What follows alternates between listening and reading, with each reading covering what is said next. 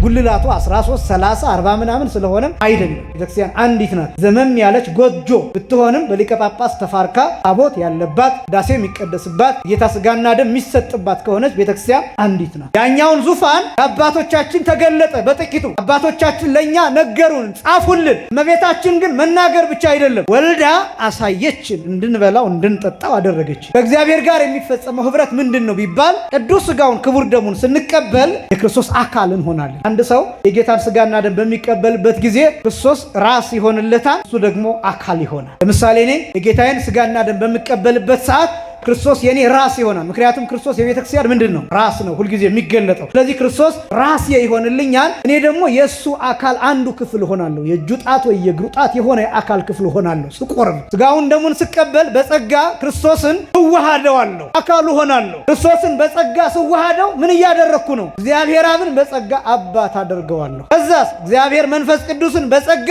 ሕይወት አደርገዋለሁ። ራሱን ክርስቶስን በጸጋ ቃል አደርገዋለሁ። ጻድቁ አባታችን አቡነ ተክለ ሃይማኖት 6 ክንፍ አበቀሉ ተብሎ ሲነገር አንዳንዱ እንዴት ሊሆን ይችላል? እንደ ወፍ አይነት ክንፍ አይደለም። ምን ማለት ነው? የሚበሩበት መብረር፣ የሚፈጥኑበት መፍጠን በ6 ክንፍ ከሚበር ማንኛውም ነገር በላይ ነው ማለት። የክርስቶስን አካል ስንሆን መላእክት ዙሪያችንን ያጅቡናል። ባለሟል ነው የምትሆነው። የንጉሥ ባለሟል ስትሆን፣ ባለስልጣን ስትሆን የሚመደብልህ ጋርድ አለ፣ የሚመደብልህ ወታደር አለ፣ የሚመደብልህ ጠባቂ አለ። የክርስቶስ ባለሟል ስንሆን ዙሪያችንን መላእክት ይከቡናል፣ ያጅቡናል፣ ይጠብቁናል። እዚህ ቤተክርስቲያን ተቀድሶ የሚቆርበው ክርስቲያንና ምናልባት በተመሳሳይ ሰዓት ወይም በዕለቱ አሜሪካ ውስጥ ተቀድሶ የሚቆርበው ሰው እዚህ ካለው ሰው ጋር አንድ ነው፣ አንድ ይሆናል።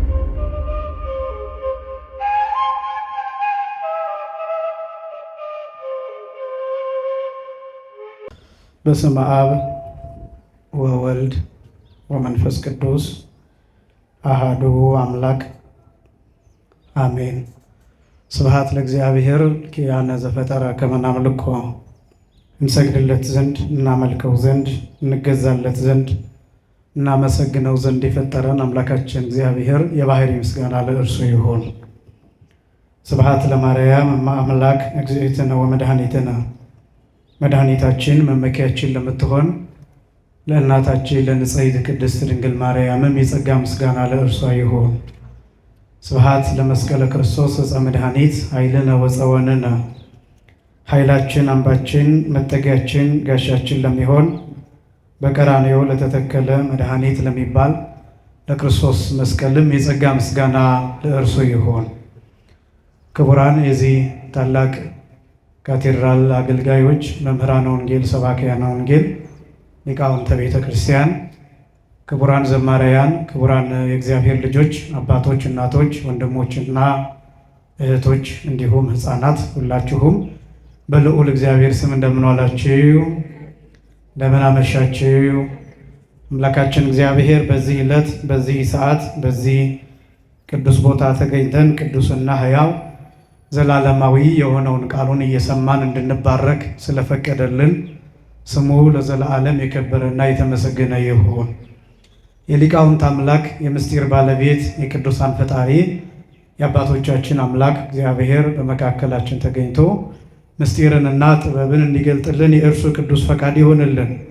በቅድሚያ ቃላችሁን አክብራችሁ የቤተ ክርስቲያንን መልእክት ጠብቃችሁ፣ ትንሽ አየር ጠባዩ ለየት ያለ ነው ሰሞኑን፣ እሱን ተቋቁማችሁ በዚህ ስለተገኛችሁ ለሁላችሁም እግዚአብሔር ጸጋውንና በረከቱን ያድላችሁ። በተከታታይ ትምህርት እየተመለከትን እያየን ያለነው የሥርዓተ ቤተክርስቲያንን ትምህርት ነው። ሳምንት ጀምረናል።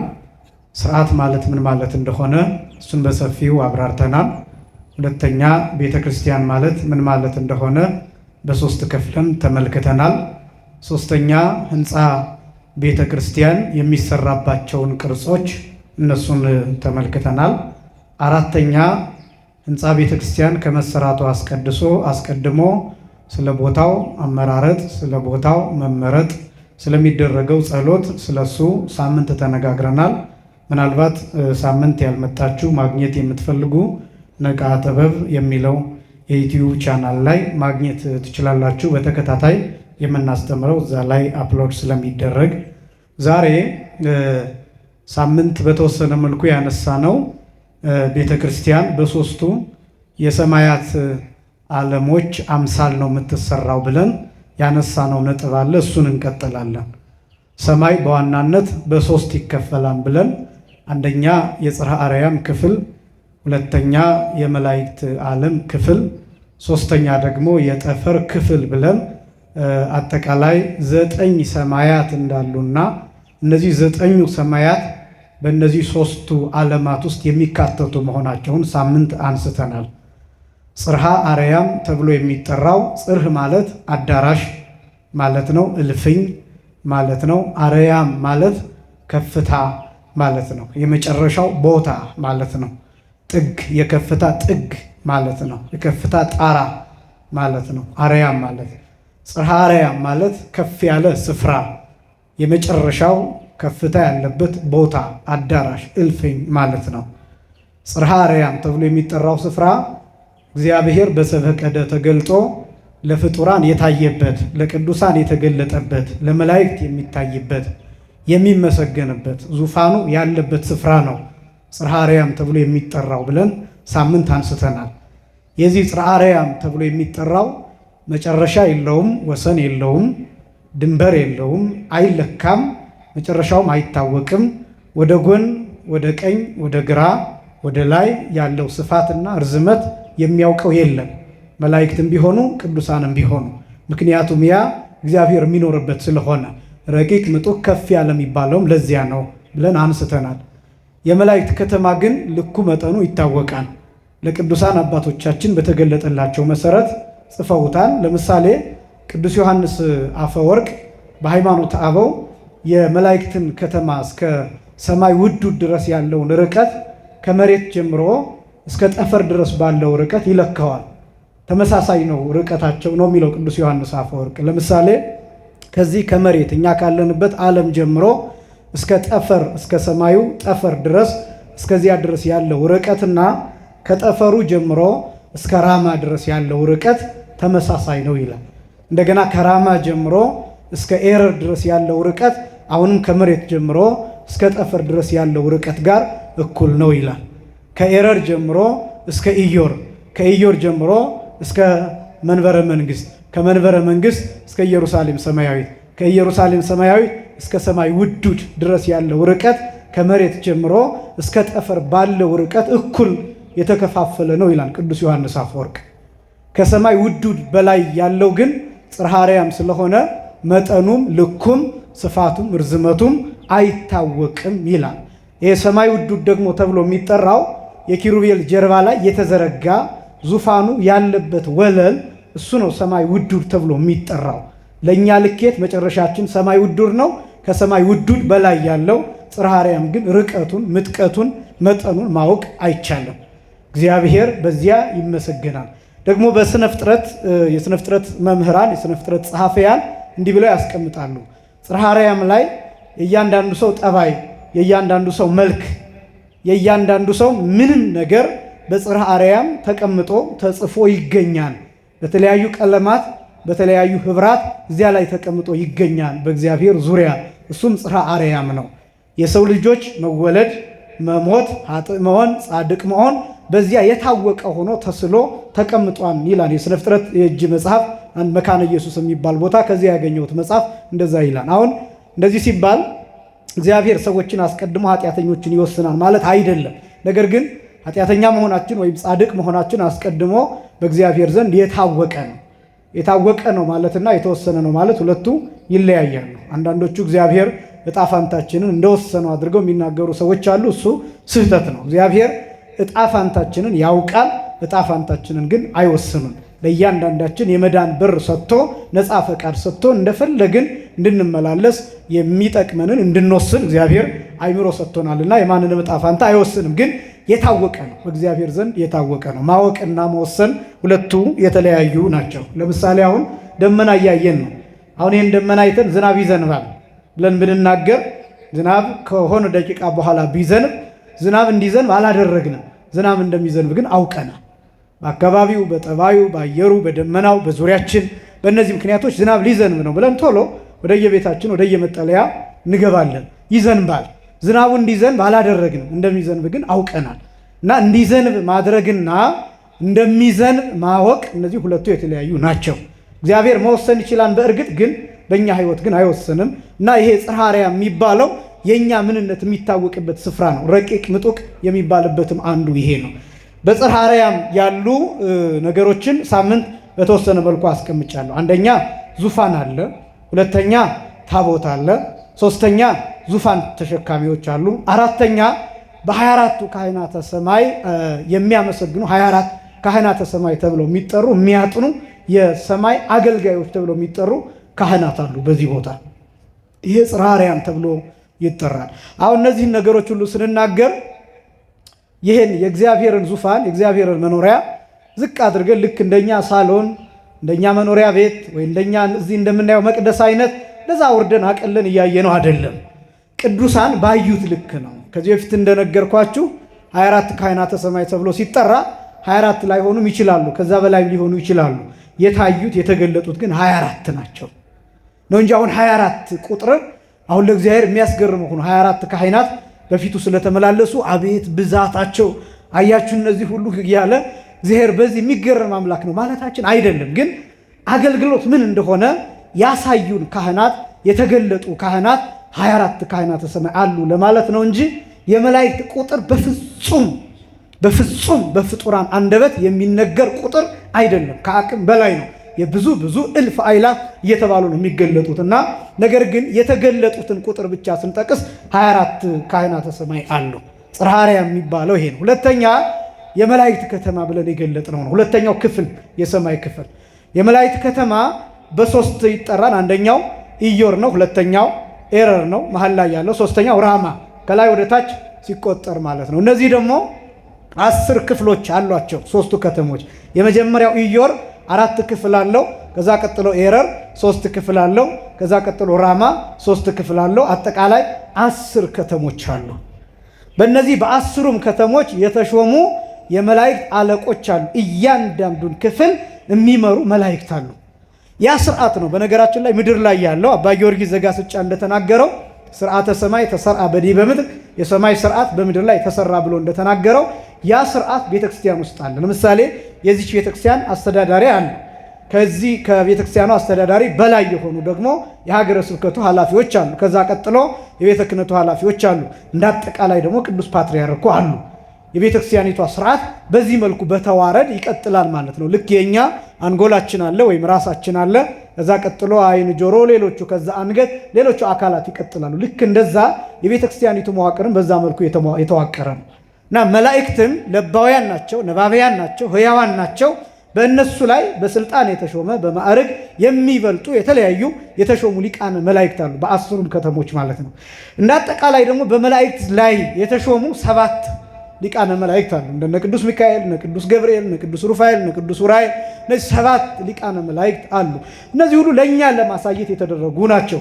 እነዚህ ደግሞ የመላእክት ዓለማት የተሰሩት ከብርሃን ነው የተሰሩት። ከብርሃን ነው የተሰሩት። ብርሃን ማለት ነው ያው እሳት 3 ጠባይ ያለው ሁልጊዜ እንደምትሰሙት፣ አንደኛው ብሩህነት ነው ወይም ብርሃንነት ነው። ሁለተኛው ደግሞ ደረቅነት ነው።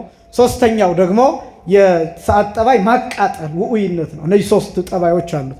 ከነዚህ ከ3ቱ ጠባያት አንዱ ብሩህነት ነው ወይም ብርሃንነት ነው። ከእሳት ብርሃንነቱን ብቻ ወስዶ እግዚአብሔር 7ቱን ሰማያት ከነዚህ ከብርሃንነቱ ሰርቷቸዋል።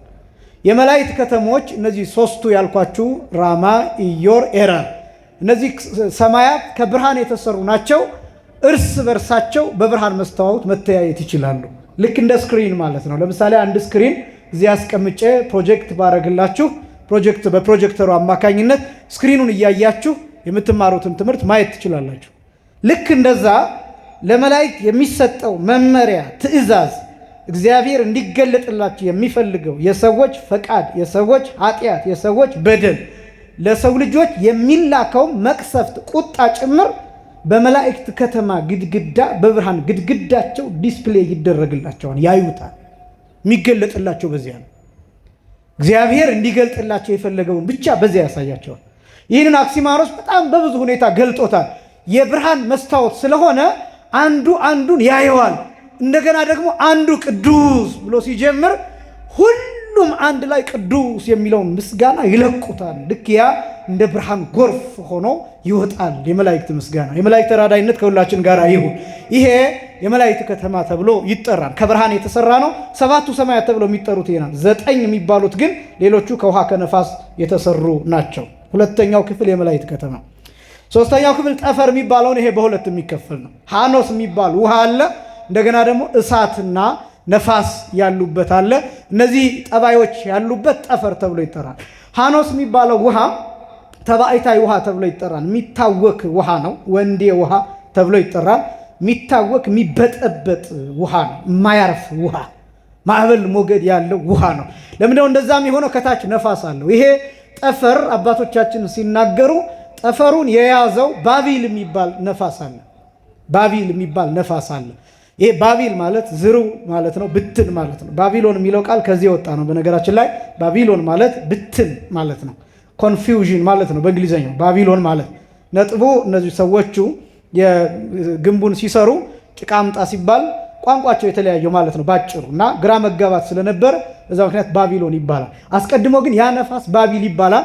የተበተነ ነው። ይሄ የተበተነው ነፋስ ሰማዩን ደግፎ ይዞታል። ከላይ ውሃ አለ። ያንን ውሃን ግን ወጥሮ የያዘው ባቢል የሚባለው ነፋስ ነው። ሰማይ ይባላል። እሳትም አለ። ሰ ማለት እሳት ማለት ነው። በእሳቱ ሰ ነው የሚጻፈው። አሁን ሰማይ ሲጻፍ በንጉሱ ሰ አይጻፍም፣ በእሳቱ ሰ ነው የሚጻፈው። በእሳቱ ሰ ሲጻፍ ሰ እሳት ማለት ነው። ማይ የሚለው ቃል ውሃ ማለት ነው። ሰማይ ማለት እሳትና ውሃ ማለት ነው። ነፋስ ከታች ተሸክሞታል። እነዚህ ሰማይ ተብለው ይጠራሉ። ጠፈር የሚባለው እሱ ነው። ይሄ ሶስተኛው ዓለም ነው። ቤተ ክርስቲያን የምትሰራው የቤተ ክርስቲያን ህንፃ በእነዚህ በሶስቱ ክፍሎች ነው። አንደኛ በጽርሐ አርያም፣ ሁለተኛ በመላእክት ከተማ፣ ሶስተኛ በጠፈር አምሳል። በእነዚህ ክፍሎች አምሳል ቤተ ክርስቲያን ትሰራለች። ቤተ ክርስቲያን 3 ክፍል አላት። አንደኛ ቅድስት አለ፣ መቅደስ አለ፣ ሁለተኛ ቅድስት አለ፣ ሶስተኛ ቅኔ ማህሌት አለ። ደግሞና ጠይቃቸዋለሁ። አንደኛ መቅደስ አለ፣ ሁለተኛ ቅድስት አለ፣ ሶስተኛ ቅኔ ማህሌት አለ። አንደኛ ምን አለ? ድምጻቸው አይሰማም። መቅደስ አለ፣ ሁለተኛ ቅድስት፣ ሶስተኛ ቅኔ ማህሌት አለ። እነዚህ 3 ክፍሎች አሉ። ቤተክርስቲያኑ ካቴድራል እንኳን ቢሆን በእነዚህ ክፍሎች ግን ይከፈላል።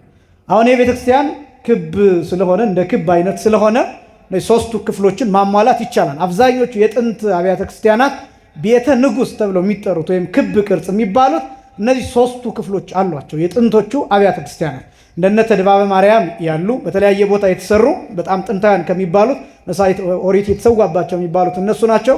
በዚህ በደቡብ መስመር እንደነ ብርብር ማርያም ያሉ አብያተ ክርስቲያናት ክብ ናቸው። ለምሳሌ አዲስ አበባ ውስጥም እንደነ ማይደረ ስብሐት ልደታ ለማርያም፣ በአታ ውስጥ እንዳለችው እንደ ቅድስት ኪዳነ ምሕረት ቤተክርስቲያን እንደዚህ አይነቶቹ መቅደስ፣ ቅድስት፣ ቅኔ ማህሌት ተብለው የተከፈሉ ናቸው።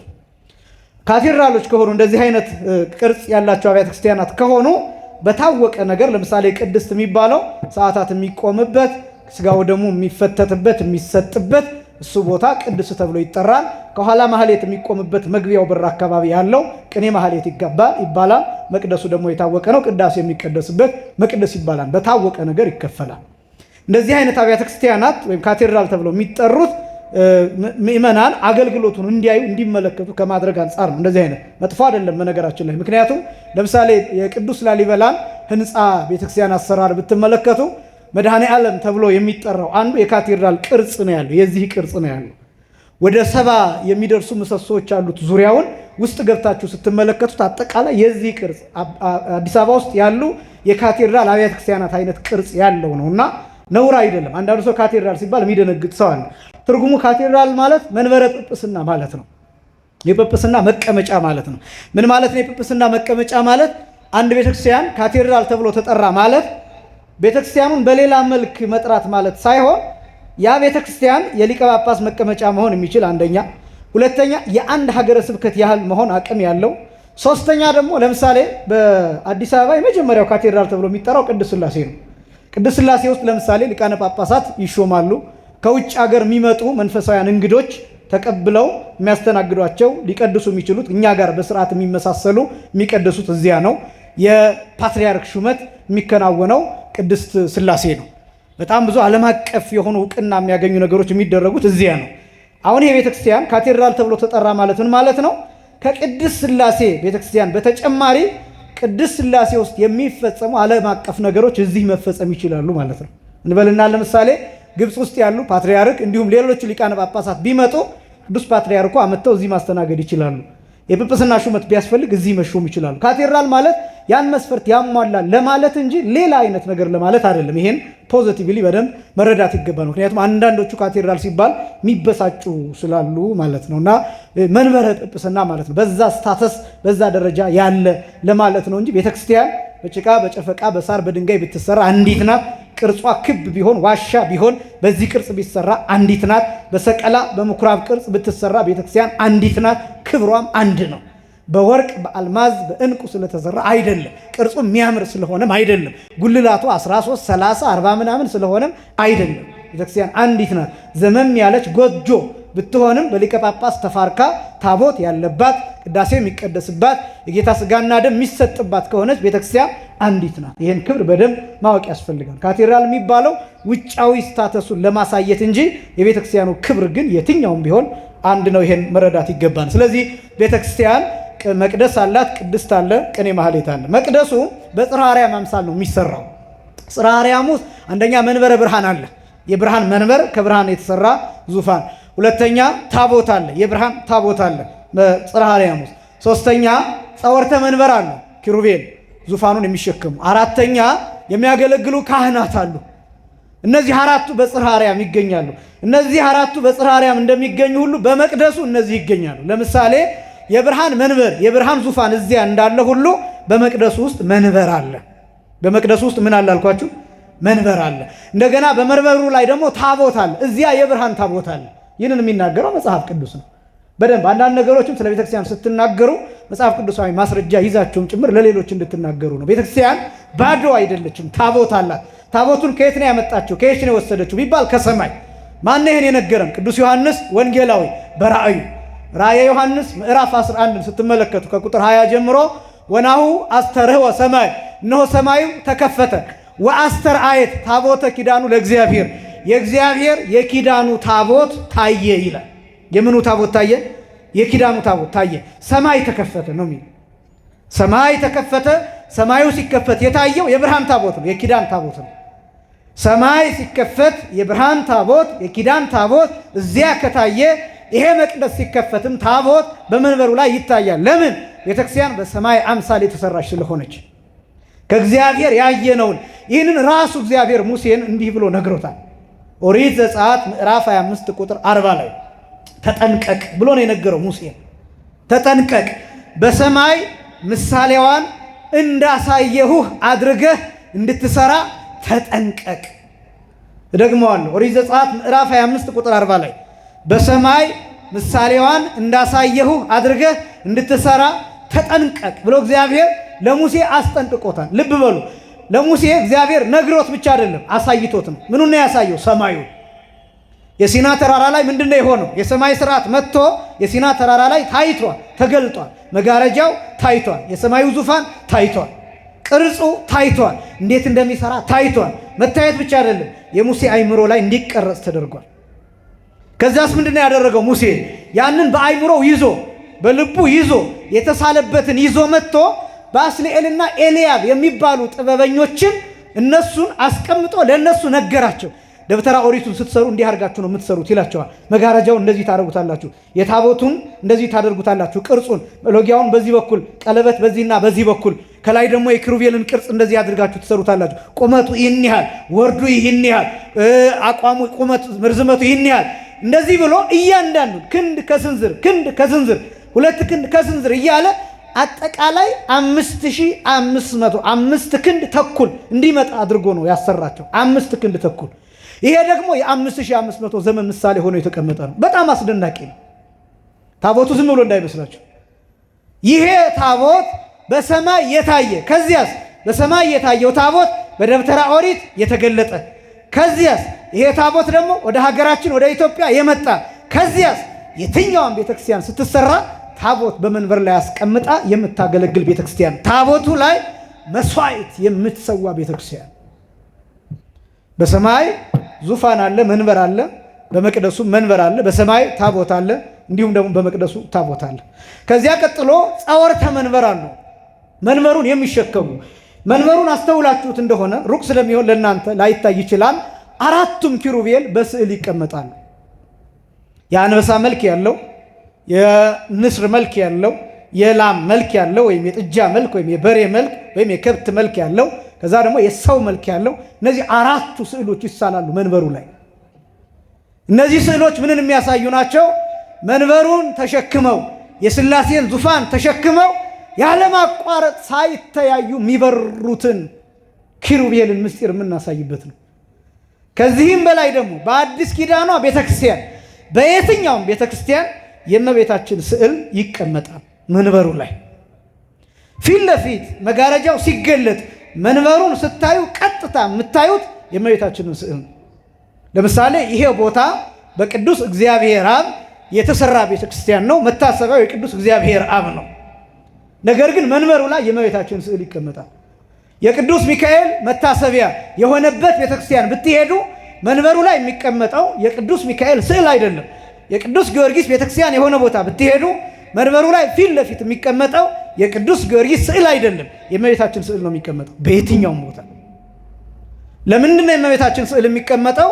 ምድራዊት ኪሩቤል ስለሆነች እመቤታችን፣ ጌታን ችላ ተሸክማ ያሳየችን እመቤታችን ስለሆነች 9 ወር ከ5 ቀን በማህፀኗ ተሸክማ ከዛም በኋላ የድንግልና ጡት አጥብታ በጀርባዋ አዝላ በክንዷ ታቀፋ አዝላ ስለተንከራተተች፣ በዚህ ምክንያት ምድራዊት ኪሩቤል እመቤታችን ናት። የቻለችው እሷ ነች። ያኛውን ዙፋን ለአባቶቻችን ተገለጠ በጥቂቱ። አባቶቻችን ለእኛ ነገሩን፣ ጻፉልን። እመቤታችን ግን መናገር ብቻ አይደለም፣ ወልዳ አሳየችን፣ እንድንበላው እንድንጠጣው አደረገችን። በዚህ ምክንያት ምድራዊ ኪሩቤል ናት እመቤታችን።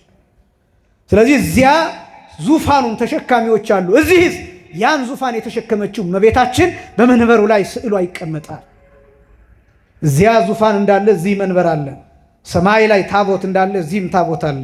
ሰማይ ላይ ተሸካሚዎች እንዳሉ እዚህም ተሸካሚዋ አለች። ኪሩቤልም ይሳላሉ። ከዚያ እዚያ ካህናት አሉ ሰማይ ላይ፣ እዚህስ ካህናት አሉ፣ አገልጋዮች አሉ። ከፓትርያርኩ ከቅዱስ ፓትርያርኩ ጀምሮ እንደየቦታው ሊቃነ ጳጳሳቱ፣ ጳጳሳቱ፣ ኤጲስቆጶሳቱ፣ ቀሳውስቱ፣ ዲያቆናቱ ወደ ውስጥ መግባት የሚፈቀድላቸው ካህናት አገልጋዮች በሙሉ በመቅደሱ ውስጥ ይታያሉ። ስለዚህ መቅደሱ ጽርሐ አርያም ይባላል። መቅደሱ በጽርሐ አርያም አምሳል ይሰራል። ጽርሐ አርያም ከፍ ያለ ሩቅ ምጡቅ እንደሆነ መቅደሱም ሩቅ ነው፣ ምጡቅ ነው። ለምን? የሚፈጸምበት ምስጢር ረቂቅ ስለሆነ ብዬ ሳምንት አንስቻለሁ። አንደኛ።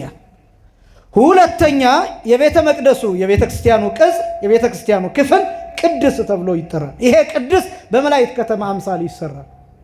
በሶስቱም ዓለማት በኤረር፣ በራማ፣ በኢዮር በእነዚህ በሶስቱ ዓለማት ቅድስቱ ይሰራል። ለምንድን ነው ቅድስ የመላእክት ከተማ አምሳል ተብሎ የሚጠራው ቢባል ይሄ የመላእክት ከተማ ህብረት የሚታይበት ነው፣ አንድነት የሚታይበት ነው፣ የምስጋና ጅረት የሚፈስበት ነው።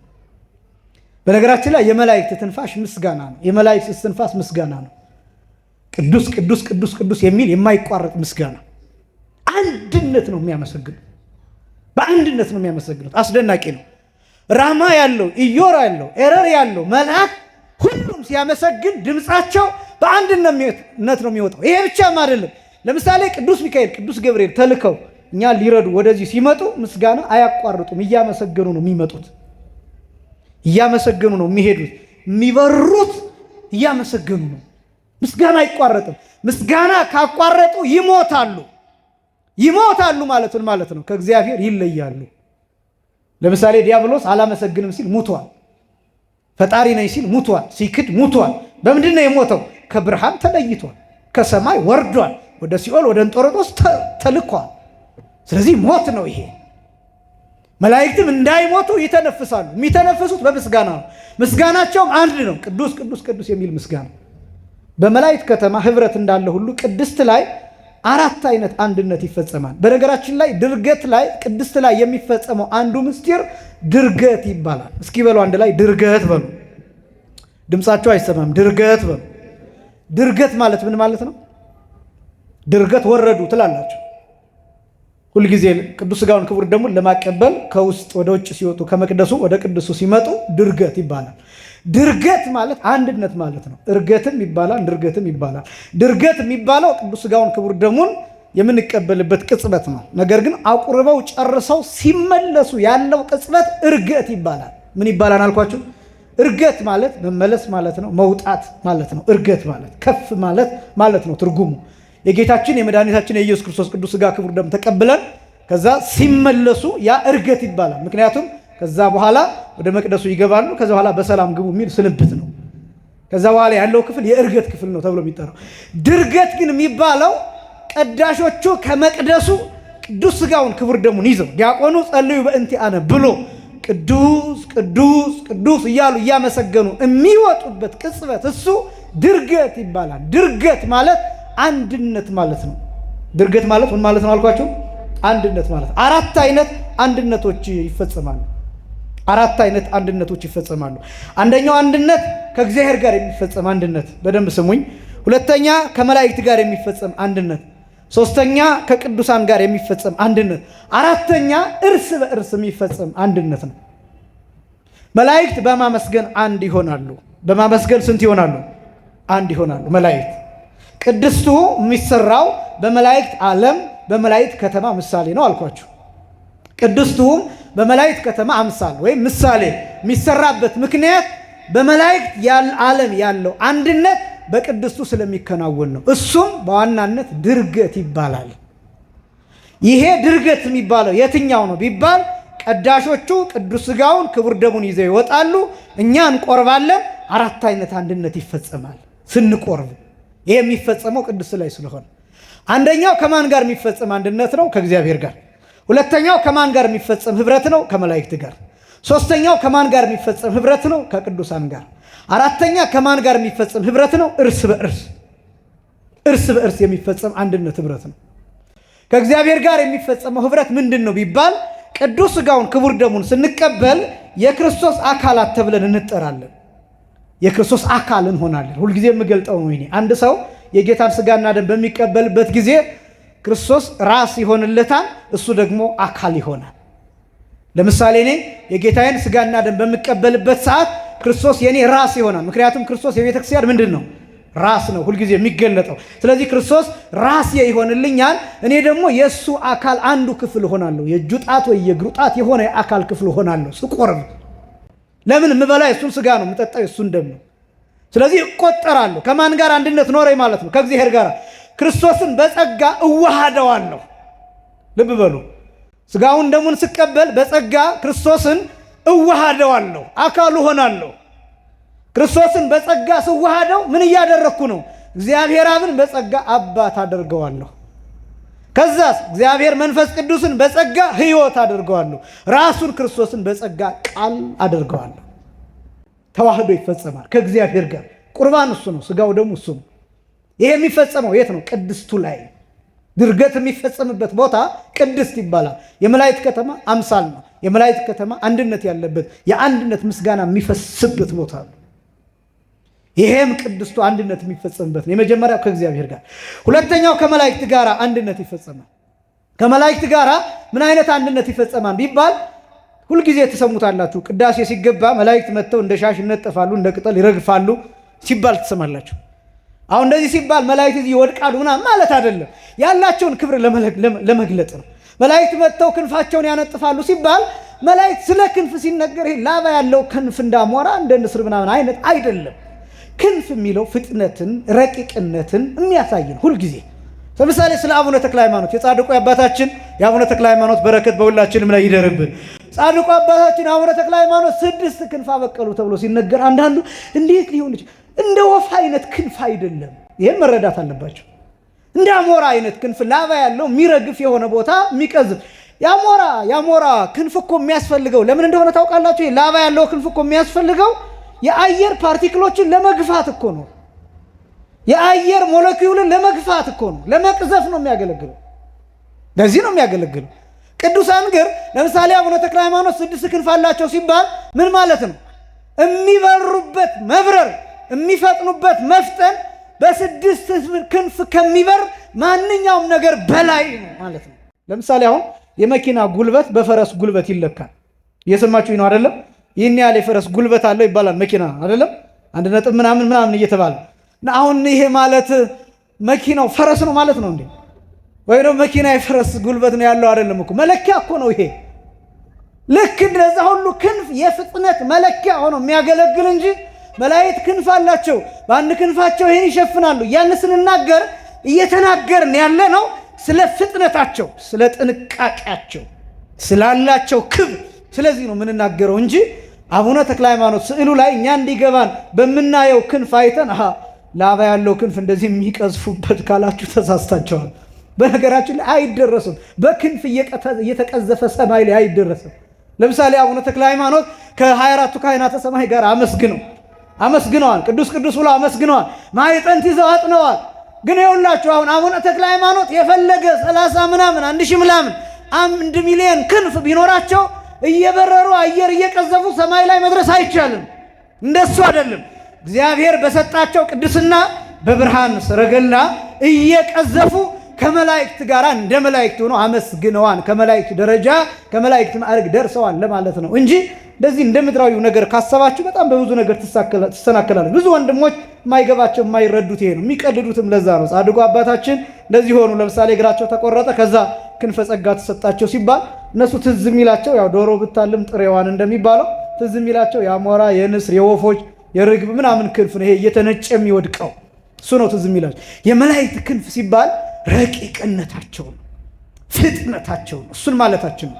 በጨዋታ መሃል የምናስገባዋል። በምን አይነት ክንፍ ነው የመጣው ልንል እንችላለን። አንድ ሰው በጣም የፈጠነ ሰው ክንፍ አለው እንዲህ ልንል እንችላለን። ስለዚህ ያን አገላለጥ የምንጠቀምበት ነው እና ከመላእክት ጋር የሚፈጸመው አንድነት በቅዳሴ ሰዓት መላእክት ራሳቸው አብረውን ያመሰግናሉ። ቅዱስ ቅዱስ የሚለው ምስጋና የመላእክት ምስጋና ነው። በቅዳሴው መሃል ብዙ ቦታ ቅዱስ ቅዱስ ቅዱስ የሚል ምስጋና ተሰማላችሁ።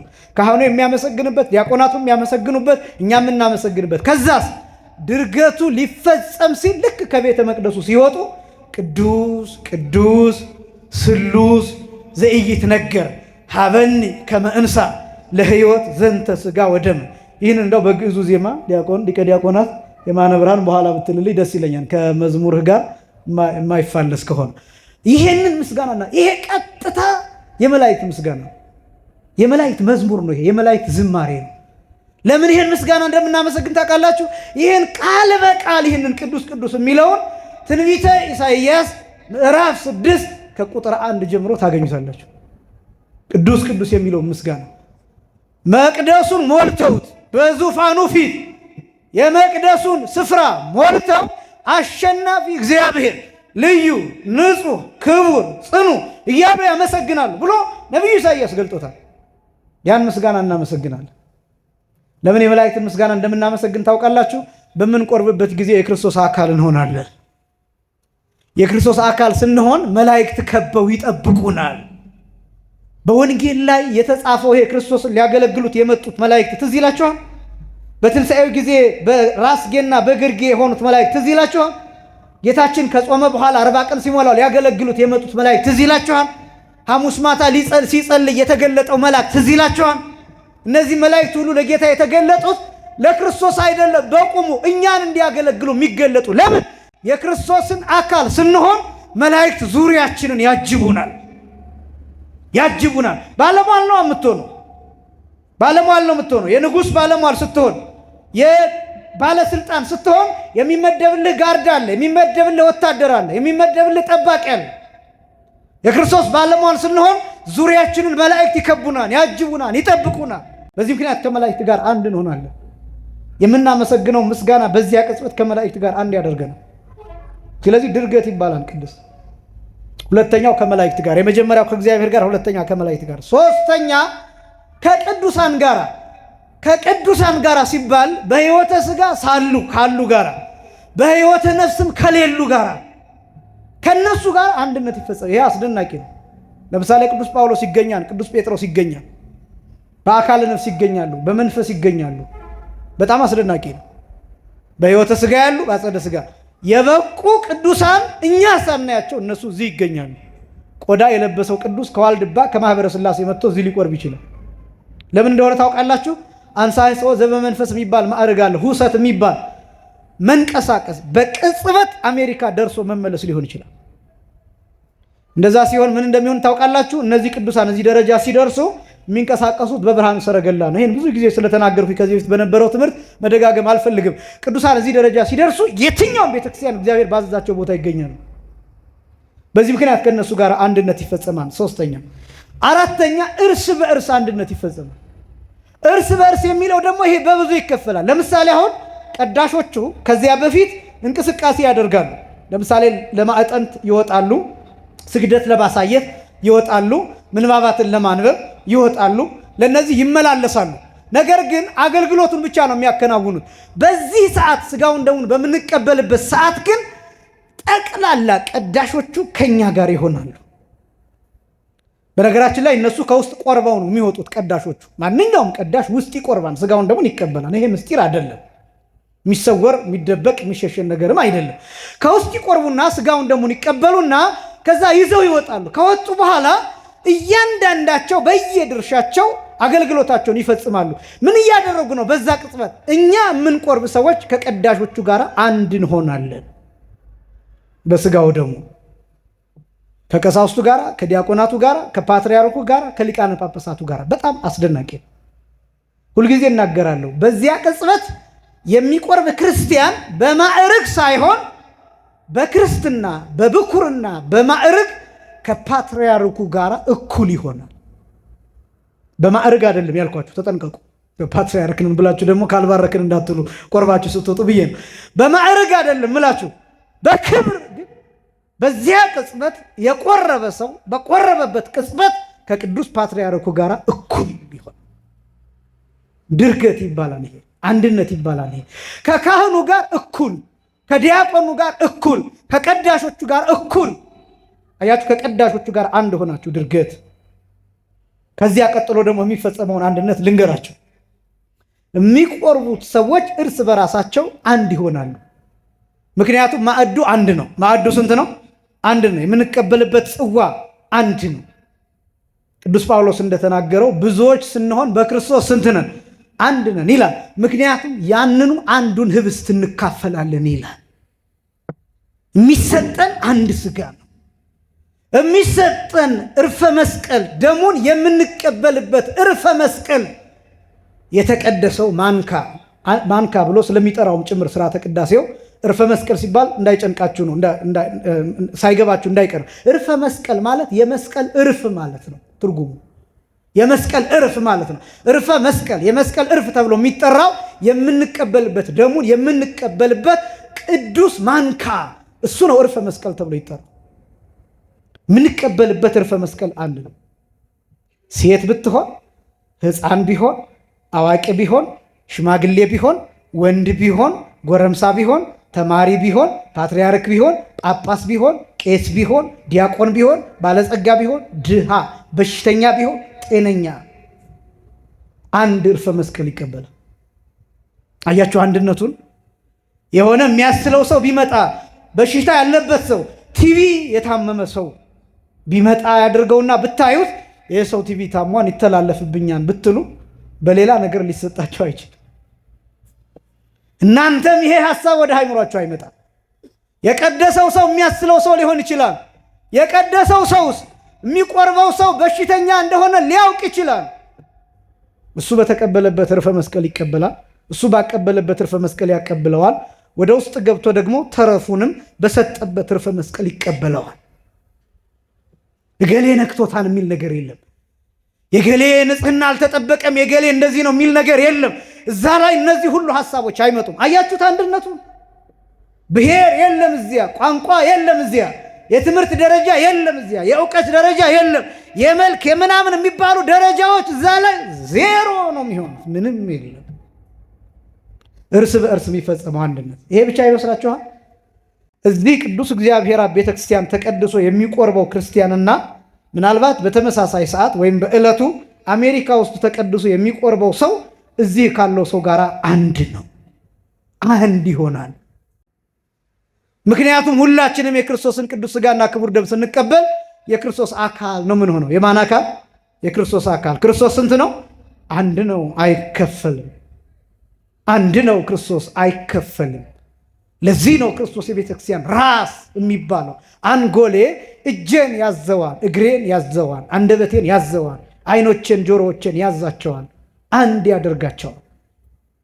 ልክ እንደዚያ ሁሉ ክርስቶስ የቤተ ክርስቲያን ራስ የሚሆንበት ምስጢር ቅዱስ ሥጋውን ክቡር ደሙን የምንቀበልበት ምስጢር ነው። ያ ምስጢር አንድ የምንሆንበት ምስጢር ነው። ይሄ ነው ድርገት የሚባል። ስለዚህ አንደኛ ከእግዚአብሔር ጋር አንድ እንሆናለን። ሁለተኛ ከቅዱሳን ጋር አንድ እንሆናለን። ሶስተኛ ከመላእክት ጋር አንድ እንሆናለን። አራተኛ እርስ በእርስ አንድ እንሆናለን። እነዚህ አራቱ የአንድነት አይነቶች የህብረት አይነቶች የሚፈጸሙት ቅድስት ላይ ነው። ምን ላይ ነው አልኳችሁ? ቅድስት ላይ። ቅድስት የመላእክት ከተማ አምሳል የሚሆንበት ምክንያት ይሄ ነው። ጠፈርን ተናግሬ ወደሚቀጥለው ክፍል በሳምንት እንቀጥላለን። ሶስተኛው ክፍል የጠፈር ምሳሌ ነው። የቤተክርስቲያኑ የጠፈር ክፍል፣ የጠፈር ምሳሌ የሆነው ክፍል የቤተክርስቲያኑ ሶስተኛው ክፍል ቅኔ ማህሌት ነው። ቅኔ ማህሌት ስንገባ ከውጭ ስንገባ የምናገኘው ማለት ነው። ቅኔ ማህሌት ማለት ቀጥታ ሲተረጎም የማህሌት አገልግሎት፣ የማህሌት ግዛት፣ የማህሌት አገልግሎት የሚፈጸምበት ስፍራ ማለት ነው። ጠፈር ላይ ተንጠልጥለው የሚታዩ ብርሃናት አሉ። ለምሳሌ ፀሐይ፣ ጨረቃ፣ ከዋክብት፣ እነዚህ ብርሃናት አሉ።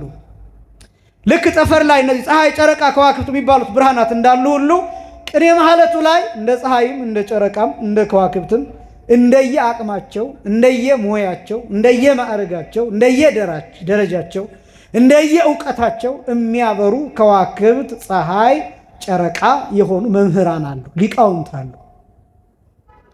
በዚህ ምክንያት ቅኔ ማህሌቱ የጠፈር አምሳል ተብሎ ይጠራል። በጠፈር ውስጥ የምናያቸውም የማናያቸውም ከዋክብት እንዳሉ ሁሉ ሩቅ የሆኑ ቅርብ የሆኑ ብርሃናቸው የሚታይ ማይታይ ተቆጥረውም የማይዘለቁ ከዋክብት እንዳሉ ሁሉ በቅኔ ማህሌቱ ያለው አገልግሎትም ከአይምሯችን በላይ የሆነ አገልግሎት በቅኔ ማህሌቱ ይገለገላል። ብዙዎቻችን አናውቀው። የቅኔ ማህሌቱን አገልግሎት እንኳን እናንተ ይቅርና ውስጥ ያለነው ሰዎች የቅኔ ማህሌቱን አገልግሎት በጥቂቱ ብቻ ነው እንጂ ባለሙያዎቹ በጣም ውስን ናቸው። ጠንቅቀው የሚያውቁት በጣም ውስን ሰዎች ናቸው። ለምሳሌ ድጓውን የሚያውቁት በድጓ ስፔሻላይዝ ያደረጉ አቋቋሙን የሚያውቁት የአቋቋም መምህራን የሆኑ በቅኔ እንደዚሁም በትርጓሜው በቅዳሴው ከዛ የውስጡን ይትባህል ደግሞ ጠንቀቅ አድርገው የሚያውቁ እነዚህ መምህራን የተለያዩ ናቸው። በተለይ ደግሞ በዚህ ጾም የሚመሰገነው ምስጋና እጅግ በጣም ሰፊ ነው። ልክ እንደ ከዋክብት በጣም ብዙ ነው። ፀሐይ፣ ጨረቃ፣ ከዋክብት ብለን ደረጃ እንደሰጠናቸው ሁሉ መምህራን አሉ። ጥንቁቆች መምህራን አሉ፣ መካከለኛ አሉ፣ ያው ደግሞ እንደ ሁኔታው የማይለዩ ሰዎችም አሉ። ከዚያ እንደ ከዋክብት የምንቆጥራቸው ደረጃቸው ይሄን ያሳያል። የቤተ ክርስቲያኑ የቅኔ ማህሌት ክፍል በጠፈር አምሳል ይሰራል። አሁን ልጠቅለውና ለዛሬ ልጨርስ፣ ሳምንት እንቀጥላለን። የቤተ ክርስቲያኑ ክፍል በሰማያት በሶስቱ ክፍሎች ይሰራል። እናገርና እጠይቃለሁ። አንደኛ የቤተ ክርስቲያኑ የሰማይ ክፍል ጽርሐ አርያም፣ ሁለተኛ የመላእክት ከተማ፣ ሶስተኛ ጠፈር የሰማይ ክፍል ነው። አንደኛ ምን አልኳችሁ? ጽርሐ አርያም። ሁለተኛ የእነማን ከተማ? የመላእክት ከተማ። ሶስተኛ ጠፈር። እነዚህ ሶስቱ የምን ክፍሎች ናቸው? የሰማይ ክፍሎች ናቸው። ቤተክርስቲያን በእነዚህ በሶስት ክፍሎች ትከፈላለች። ቅድስት በምን ምሳሌ ይሰራ ነው ያልኳችሁ? መቅደስ በምን ምሳሌ ይሰራ? መቅደስ በምን ምሳሌ ይሰራ? መቅደስ በምን ምሳሌ ይሰራ? ድምጻችሁ አይሰማም። እዚህ ያለው ቢጨንቀው ካሜራማኑ እየመለሰ ሊያግዛችሁ ፈልጉ። መቅደስ በምን ምሳሌ ነው ይሰራ ነው ያልኳችሁ? ጽርሐ አርያም፣ በጽርሐ አርያም አምሳል። ቅድሱ በምን ምሳሌ ነው ይሰራ ነው ያልኳችሁ? በመላእክት ከተማ ምሳሌ ይሰራል። ቅኔ ማህሌቱ በምን ምሳሌ ይሰራ ነው ያልኳችሁ? በጠፈር ምሳሌ ይሰራል። በእነዚህ በሶስቱ ክፍሎች ጽርሐ አርያም ውስጥ ያሉ ነገሮች ብዬ የገለጥኳቸው አሉ። አንደኛ መንበረ ብርሃን፣ ሁለተኛ ታቦተ ብርሃን፣ ሶስተኛ መንበሩን ወይም ዙፋኑን ተሸካሚዎች ወይም አርባዕቱ እንስሳ ወይም ጸወርተ መንበር፣ አራተኛ ካህናተ ሰማይ። እነዚህ ይገኛሉ። በጽርሐ አርያም እነዚህ እንደሚገኙ ሁሉ በመቅደሱ መንበር አለ፣ ታቦት አለ፣ ኪሩቤል አሉ። በስዕል እመቤታችን አለች፣ ምድራዊቷ ኪሩቤል። ከዛ ቀጥሎ ደግሞ በካህናተ ሰማይ አምሳል አገልጋዮች ካህናት ከፓትርያርክ ጀምሮ አሉ። በመላእክት ከተማ አንድነት አለ፣ ህብረት አለ። መላእክት በአንድነት ቅዱስ ቅዱስ ብለው ያመሰግናሉ። በመላእክት ከተማ በሶስቱም ከተሞች ወይም በ10 ክፍሎች አንድነት እንዳለ ሁሉ ቅድስት ተብሎ በሚጠራውም ድርገት ይፈጸምበታል፣ አንድነት ይፈጸምበታል። ይሄ አንድነት 4 አይነት ነው ብዬ ተናገርኩኝ። አንዱ ከማን ጋር የሚፈጸም አንድነት ነው? ከማን ጋር? ከእግዚአብሔር ጋር። ሁለተኛ ከመላእክት ጋር። ሶስተኛ ከቅዱሳን ጋር። አራተኛ እርስ በእርሳችን አንድ የምንሆንበት ክፍል ነው። ጠፈር ደግሞ የሚባለው የቤተ ክርስቲያኑ ክፍል ቅኔ ማህሌት ነው። በጠፈር ፀሐይ፣ ጨረቃ፣ ከዋክብት እንደሚገኙ በቅኔ ማህሌቱም ብዙ ሊቃውንት ብዙ መምህራን እንደየደረጃቸው እንደየእውቀታቸው እንደየማዕረጋቸው የሚገኙበት ስለሆነ የቤተ ክርስቲያኒቱ 3ኛ ክፍል ጠፈር ተብሎ ይጠራል። እንግዲህ ከዚህ ቀጥሎ ምናልባት አሁን ሳስበው የሚከብዳችሁ መሰለኝ። ስለዚህ ይህንን እተወውና ሳምንት ዝም ብዬ ቤተክርስቲያን ሲገባ የሚለበስ የማይለበስ የሚለውን እሱን ብቻ አስተምራለሁ ማለት ነው። ምክንያቱም ስጠይቃችሁ ካልመለሳችሁ አትፈልጉትም ማለት ነው የገባኝ፣ ወይም ደግሞ አይገባችሁም ማለት ነው። እንደሱ ከሆነ ደግሞ ዝም ብዬ ላደክማችሁ አልፈልግም። ስለዚህ ሳምንት የምንማረው በመሃል ያለውን ነገር ሁሉ ትቼው ሳምንት ቤተክርስቲያን ስትገቡ ምን አይነት ልብስ መልበስ አለባችሁ፣ መታጠብ አለባችሁ የለባችሁም፣ ወይስ ቤተክርስቲያን ሲገባ በምን አይነት ሁኔታ፣ ከ3 ቀን በፊት ከ2 ቀን በኋላ የሚሉ እነዚህ ቀለል ያሉ ነገሮችን በመናገር በሱ እናሳልፋለን ማለት ነው። የሳምንት ሰዎች ይበለን። ያስተማረን የአባቶቻችን አምላክ እግዚአብሔር ይክበር ይመስገን። ስብሐት ለእግዚአብሔር።